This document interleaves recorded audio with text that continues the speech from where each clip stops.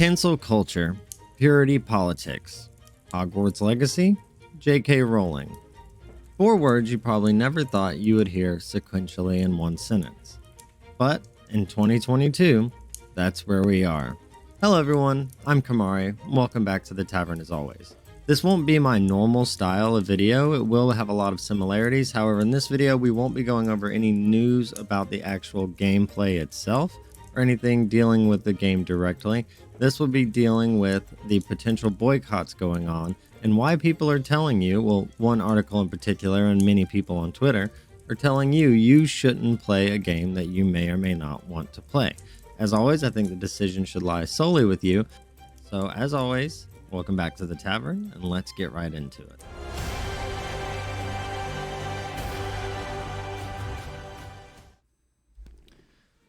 A very small but very vocal group of people have been calling for a boycott of the new Harry Potter game, Hogwarts Legacy. Now, normally this isn't the kind of thing I would talk about, but I do want to cover every aspect of this game, and this is what I would consider newsworthy. As you probably guessed, many of these calls stem from the drama that has surrounded J.K. Rowling throughout the past few years. However, in somewhat unexpectedly but admittedly predictable turn of events, people are also looking to the idea that goblins are a direct representation of Jewish people and citing the game as racist and Jewphobic and anti-Semitic. Now, the way I want to cover this is by giving you the facts of what an article and what certain people are saying and giving you my thoughts and opinions as they come up. So what exactly are people saying about why you should boycott Hogwarts Legacy? There is an article over on opendemocracy.net that I believe perfectly encapsulates the general arguments and attitude of the people saying you should boycott this game, so let's take a look. The article starts by telling the reader that the game has already garnered a significant criticism and isn't due out until December. The first part of the statement would be up for debate, but is mainly opinion-based, so I'll let it slide. And the second part isn't really true because we don't know exactly when the game will release outside of this holiday season, hopefully there's no delay, which if you don't know usually means from 1 November until the new year, but to be fair, that is semantics.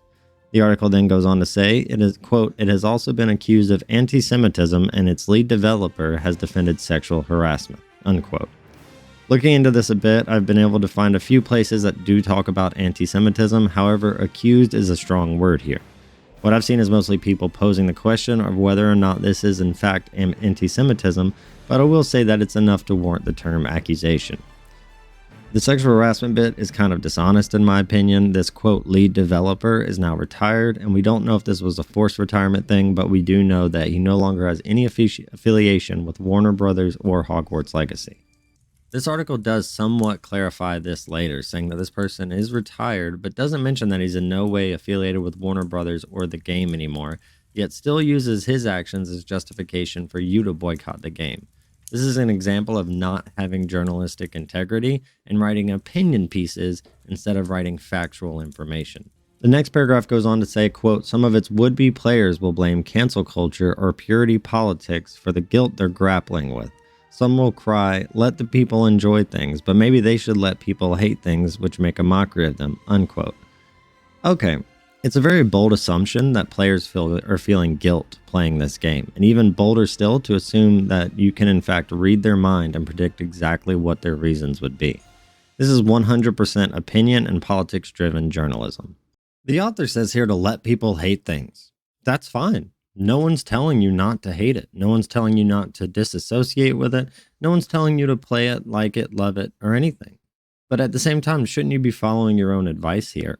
Shouldn't you be allowing people to like or love or be passionate about things that they want to be passionate about, regardless of your opinion? It's a double standard. You see, she's trying to tell people what they're allowed to like and hate and not hate, and yet she's criticizing the reader or someone who supports the game for not allowing someone to hate something just because they don't agree with a boycott. This kind of double standard you see a lot in modern journalism and politics, and it's not something that I necessarily agree with. But it does get worse. As you'll see from this point, the article becomes very inflammatory, even argumentative, and extremely accusatory towards the reader if the reader is a Hogwarts Legacy supporter. To my knowledge, I haven't seen anyone tell someone that they must buy the game, they have to buy the game, they have to play the game. So this whole argument, and then the fact that she gets very accusatory here, really paints a picture of what type of person I think it is writing this article. The article also talks about people blaming purity politics and cancel culture, but most of this article is based around political issues, and you're literally calling for a boycott because some things people associated with the game have done offended you. It isn't that textbook definition of purity politics and cancel culture. Don't be fooled here. This is a common manipulative tactic to tell the person you're arguing with what they're going to say to take away from the validity of the argument. It's like being in an argument with your spouse and saying, quote, "I know I shouldn't have lied to you, right?" It's trying to get ahead of something and downplay it.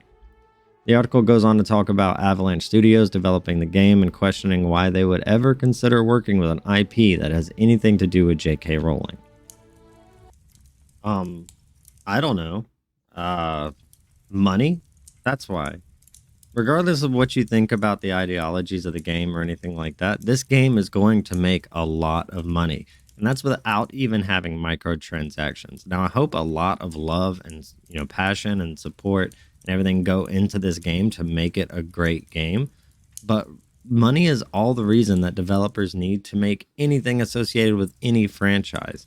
Because fortunately or unfortunately, or however you think, money is going to play a bigger role than ideology ever will, and that's in all aspects of business. It goes on to talk about how Warner Brothers has stated Rowling is not directly involved with the game, and how they gave a statement saying they had, quote, "the responsibility to foster empathy and advocate understanding for all communities and all people," unquote. However, the article then criticizes this statement by saying this is hardly reassuring and not good enough. It then goes on to criticize Warner Brothers for not directly calling out JK specifically in the statement. However, I feel like coming out and saying that she was not directly involved with the game is pretty much calling her out. She also criticizes it for not making, quote, "actual commitments towards any particular marginalized community." I find this to be a very unfair criticism, because if they had specified one community, you would then say they were wrong for not addressing a different community. This was the right PR move on their part. They're obviously saying they want everyone to feel comfortable within the game.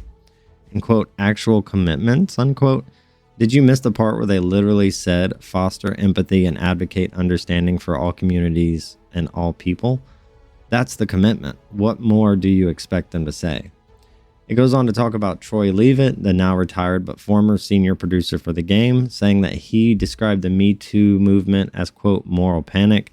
I don't really want to touch on that other than to say the Me Too movement is a ghost of its former self, and after the Johnny Depp trial, I'm surprised that this point was even brought up. It also talks about him defending John Lasseter and Gamergate.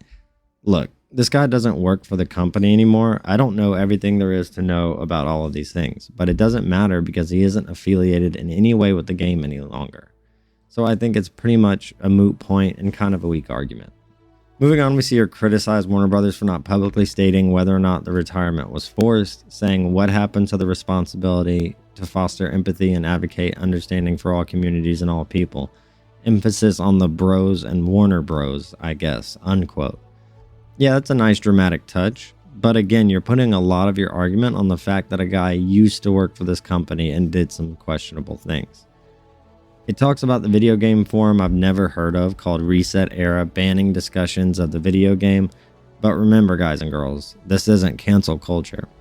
Now we get into criticisms about the story, and this is where the anti-Semitic argument comes in. Essentially, she says that because goblins are the bad guys and supposedly goblins are in-universe representations of Jews, that the game is now racist. This one is pretty straightforward. Let's be honest, goblins have been around in different fantasy universes for a very long time. Usually they're depicted in roughly the same way, whether it's Warcraft, Harry Potter, Dungeons and Dragons, Final Fantasy, you name it. This is because it stems from Germanic folklore, and goblins were physically described in this manner. They were described as grotesque, pointy-eared, big-nosed, troublemakers, tinkerers, and very, very greedy. Now, is this lore based in some form of prejudice? Maybe, but I don't see this person saying anything about any of the other franchises that use them in exactly the same way. This is just finding a bullet point to suit your argument. The article goes on to talk about J.K. Rowling's comments over the past few years and the impact they've had on Twitter. My feeling on this is you have to know how to separate the art from the artist, and I think that's very important with a lot of things. I don't think we should go burn down the entire franchise because the creator or some people who are or used to be associated with it said some things that offended some people. If we're going by that logic, we might as well burn down everything associated with Tolkien because everyone knows he did some really questionable things in his life as well. Moving forward, we get to my favorite part of the article. From this point, the author really shows her true colors by throwing facts out the window and just insulting anyone and everyone who still plans to play the game. She says that anyone who, quote, feels the need to announce they're going to play the game is looking for validation for what you already know to be a bad decision and you're uncomfortable with the guilt, unquote. And what would you say about someone who feels the need to write a full article telling people what they can or can't and shouldn't do because they said so, and insulting them if they dare not listen? I don't know, but a couple of words come to mind. Maybe narcissistic, delusional, out of touch with reality. You guys let me know what you think. She also says that by playing the game, you're saying that, quote, the readily available comments on the issue by the people actually affected by it don't matter to you, unquote. Man, I wish I had half the talent as this author. She's a mind reader and can tell you what does and doesn't matter to you without ever even meeting you. I really bet this is the type of person to call a transgender person transphobic. Speaking of that, what about people who support Me Too that do play the game? What about transgender people who play the game? I actually do know at least one transgender person who's super excited for this game. What about you guys? Let me know your thoughts down below. She finishes off the article by saying if she hasn't convinced you, then you can't be reasoned with and you don't want to be told that you shouldn't play something. Wow, for once, she's actually right here. No, gamers don't want to be told what they should or shouldn't play by some narcissist with a god complex who thinks she's the decider of right, wrong, good, and evil. She also says that if you still plan to play the game, you have a, quote, spite and oppression complex. Whenever someone asks you not to do something, then we both know you're not going to enjoy playing it anyways, unquote. Just, wow. This is amazing. This is some of the worst and most childish journalism I've ever seen. I can't believe this article got approved. I guess that says a lot about the website. But I also love that the site is called Open Democracy, which you would think would be all about choice and making your own decisions. But apparently it's not. Well, that's about all I've got to say on this. Let's head back to the tavern. So there you have it. All the reasons why you should boycott Harry Potter and Hogwarts Legacy. I hope you guys enjoyed hearing about this ridiculous article and everything that people are saying over on Twitter and other places. This really is just a very loud vocal minority. And again, like I said in the beginning of the video, whether or not you choose to support or play this game should be solely up to you, whichever side of the aisle you fall on. Anyways, guys, that's going to do it for me. Thank you so much again for stopping by the tavern this evening. Thanks for hanging out, and I hope you guys have a great rest of your week, and I'll see you real soon.